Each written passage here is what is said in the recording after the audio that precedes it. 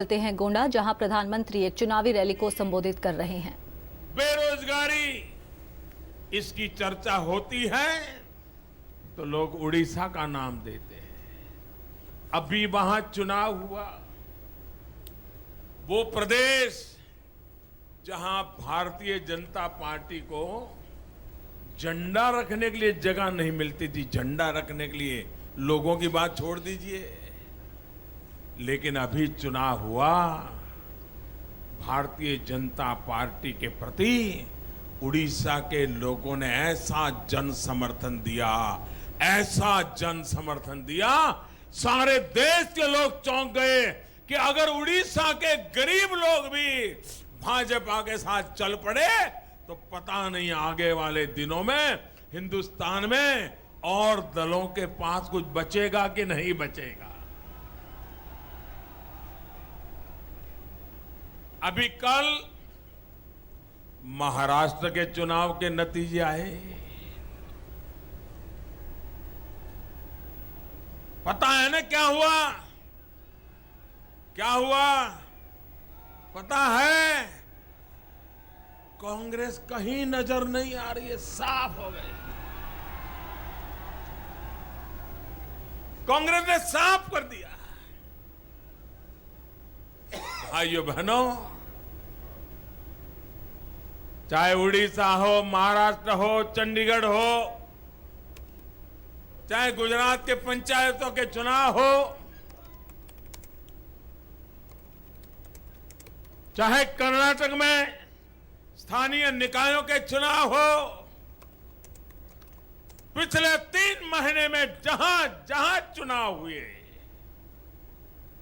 वहां भारतीय जनता पार्टी की ताकत हो या ना हो, जनता जनार्दन ने अपने वो तीसरे नेत्र की ताकत से भारतीय जनता पार्टी को भरपूर आशीर्वाद दिया और भारतीय जनता पार्टी को विजयी बनाया। भाइयों बहनों, जब महाराष्ट्र के लोग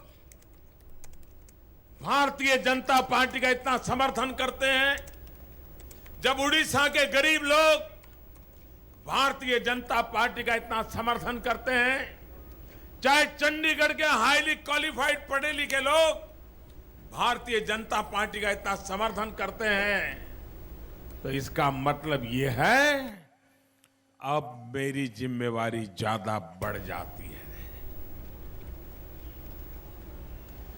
ये समर्थन से हमें सत्ता का नशा नहीं चढ़ता है, ये समर्थन से जनता के लिए ज्यादा काम करने की हमें प्रेरणा मिलती है, जी जान से काम करने की प्रेरणा मिलती है। और इसलिए भाइयों बहनों, भ्रष्टाचार, काला धन, इसके खिलाफ मैंने जो लड़ाई छेड़ी है, भाइयों बहनों, मैं देश को लूटने वालों को छोड़ने वाला नहीं हूं। 70 साल तक गरीबों से जो लूटा गया है, वो गरीबों को मैं लौटाना चाहता हूं। भाइयों बहनों,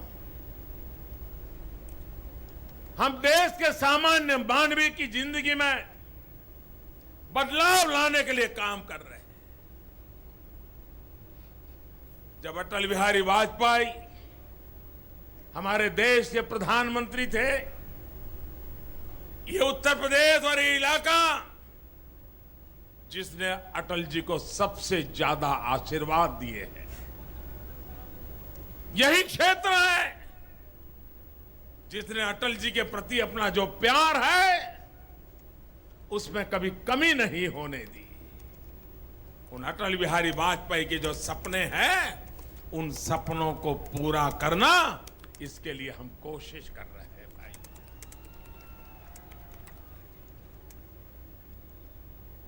भाइयों बहनों, ये गोंडा कुछ चीजों में तो देश से कुछ अद्भुत ही कर देता है।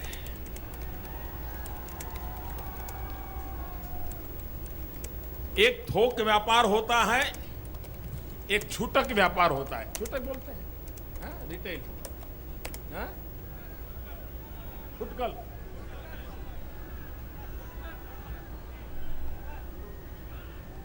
फुटकर एक थोक व्यापार होता है, एक फुटकर व्यापार होता है।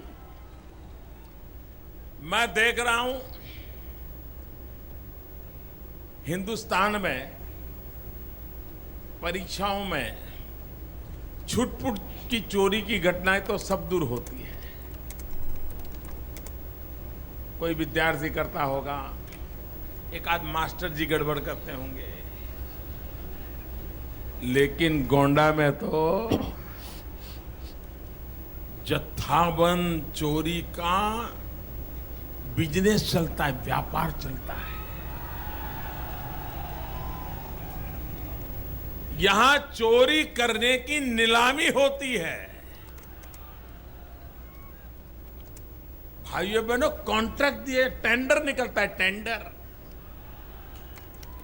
कि हमारे यहां अगर परीक्षा का केंद्र लगा दोगे तो इतनी बोली बोली जाती है, तुम परीक्षा का केंद्र लगा दो, बाबू को इतना पैसा मिल जाएगा।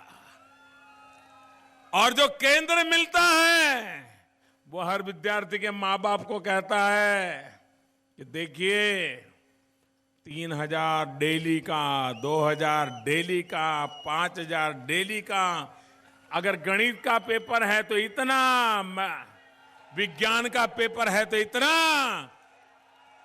होता है कि नहीं होता है भाइयों? होता है कि नहीं होता है? आप मुझे बताइए, इससे किसी का भी भला होता है क्या? जो चोरी करके निकलता है उसका भी भला होता है क्या? जो मां बाप के जेब से इतना रुपया जाता है उनका भला होता है क्या? जो मां बाप पैसे नहीं दे पाते, होनहार बच्चा है वो रह जाता है, उसका भला होता है क्या?